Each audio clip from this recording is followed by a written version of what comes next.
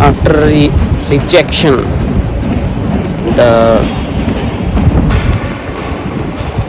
feeling bad.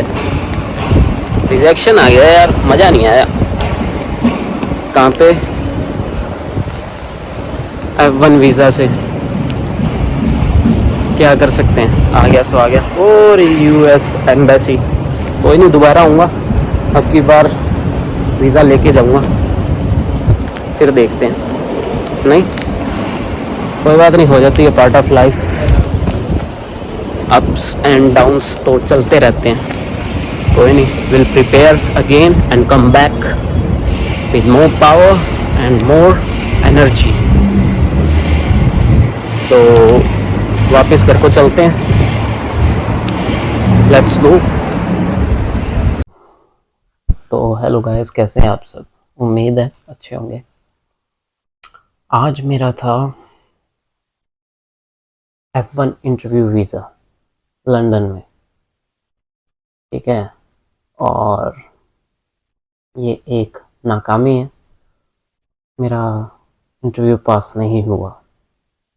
I am hurt, क्या कर सकते हैं, उतार चढ़ाव तो ज़िंदगी का नियम है। जैसे इंसान सोचता वैसे होने लग जाए तो भगवान को कौन याद करेगा, नहीं? तो वही बात है।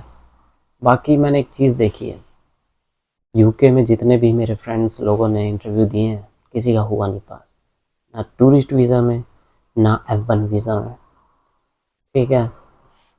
मेरे कंसल्टेंट ने मुझे कहा था कि आप देख लो। मेरा मन नहीं था यूके देने का, कहीं और था, इंडिया में या किसी और जो जहाँ पे जा सकते हैं, इंटरव्यू दे सकते हैं, ठीक है।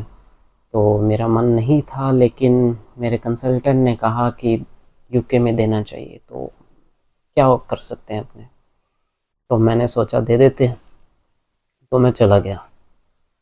तो मैं जैसे साउथ हॉल में रहता हूँ, तो साउथ हॉल से टॉटनम कोर्ट गया, टॉटनम कोर्ट से 33 एल्म स्ट्रीट, आई थिंक ऐसा कुछ एड्रेस है, हाँ, एल्म लेन, 33 एल्म लेन, और US एम्बेसी लंदन, ये है उसका एड्रेस, ठीक है। बाकी आपका इंटरव्यू होगा जब आपको पता होगा, उस पर एड्रेस लिखा होगा। तो सभी की तरह मैं अच्छे से प्रिपेयर करके गया था, जैसे सब लोग सारे डॉक्यूमेंट्स लेके जाते हैं, मैं भी डॉक्यूमेंट्स लेके गया, भगवान का नाम लेके गया, 2-4 भगवानों को साथ भी लेके गया, ठीक है, कि कहीं कोई कमी पेशी ना रह जाए। तो मेरा इंटरव्यू की टाइमिंग थी 10:30 बजे, तो मैं चला गया, जल्दी चला गया था, मैं 9:45 के करीब चला गया था। फिर मैं अंदर गया, वहाँ पे अपना DS 160 फॉर्म दिया, फिर उन्होंने मुझे एंट्री करवाई। एंट्री के बाद मेरी चेकिंग वगैरह हुई, ताकि वहाँ पे होती है फॉर्मेलिटीज़, तो वो चेकिंग करने के बाद फिर मैं अंदर गया। अंदर जाने के बाद फिर एक आपको काउंटर पे भेजा जाता है, जहाँ पे आपके डॉक्यूमेंट सिंक्रोनाइज वे में वो आपसे रख करवाते हैं, ठीक है। और अगर किसी की फ़ोटोग्राफ्स अच्छी ना हो, तो वहाँ पे एक स्पेशल बूथ बना हुआ है, जहाँ पे आपकी फ़ोटो आप कर सकते हो क्लिक। तो 2 फ़ोटो के 8 पाउंड होते हैं, और 4 फ़ोटो के 10 पाउंड। तो मैंने एक बार के लिए 8 पाउंड की 2 फ़ोटोग्राफ्स निकाल ली और मैं चला गया। फिर उसके बाद होती है, वो भेज देते हैं स्टेज 2 में, जहाँ पे आपके फिंगरप्रिंट्स स्कैन होते हैं। तो मैं चला गया फिंगरप्रिंट स्कैन करवाने, वहाँ पे मुझे आधा पौना घंटा लगा लाइन में, क्योंकि बहुत लंबी लाइन थी, बहुत सारे स्टूडेंट्स थे, बहुत सारे लोग थे, तो मैं उनके पीछे पीछे चल दिया। फिर मेरी बारी आई, तो मैंने सोचा अब तो बात बनी जाए, क्योंकि पहले मुझे लग रहा था यहाँ पे इंटरव्यू होगा, लेकिन वहाँ पे इंटरव्यू नहीं हो रहा था, वहाँ पे सिर्फ फिंगरप्रिंट स्कैन किए जा रहे थे। तो वो स्टेज 2 थी। फिर मेरा फिंगरप्रिंट स्कैन हो गए, दोनों हाथों के, दोनों थंब के। फिर मैं स्टेज 3 पे चला गया, जहाँ पे सही मायने में इंटरव्यू लिया जाता है। तो मेरे आगे एक बंदा था, उसने थोड़ी पी हुई थी पहले, तो मैं उसकी बारी कवर कर रहा था, ठीक है। तो वो बैठ गया, तो वो कहता मैं ड्रंक हूँ, तो आप मेरे लिए जगह बना के रखना। तो फिर मैंने उसके लिए जगह भी बना दी। फिर उसके बाद एक जैपनीज़ लड़की मेरे आगे थी, तो उसका इंटरव्यू हुआ। मैंने सोचा कर ही देंगे। और जो मेरा इंटरव्यू टेकर था, जो जिसने मेरा इंटरव्यू लेना था, वो यही कोई 32-33 सालों का लड़का ही था, इतना नहीं था, लेकिन उसका मूड सा अपसेट था।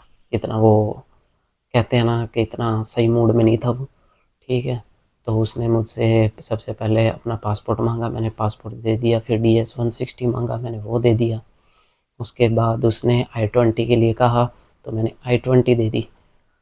फिर उसके बाद उसने वो फ़ोल्डर ही ले लिया पूरा। फ़ोल्डर लेने के बाद उसने पूछा कि ना आप कौन सी यूनिवर्सिटी, वाई US। तो मैंने बता दिया भाई कि US क्यों जाना चाहता हूँ। फिर उसके बाद उसने आई कांटेक्ट एक बार भी नहीं हुआ। ठीक है, और उसका मूड भी अच्छा खासा नहीं था। फिर उसने पूछा कि कौन सी यूनिवर्सिटी, तो मैंने बता दिया, जो मेरी यूनिवर्सिटी थी मैंने वो बता दी।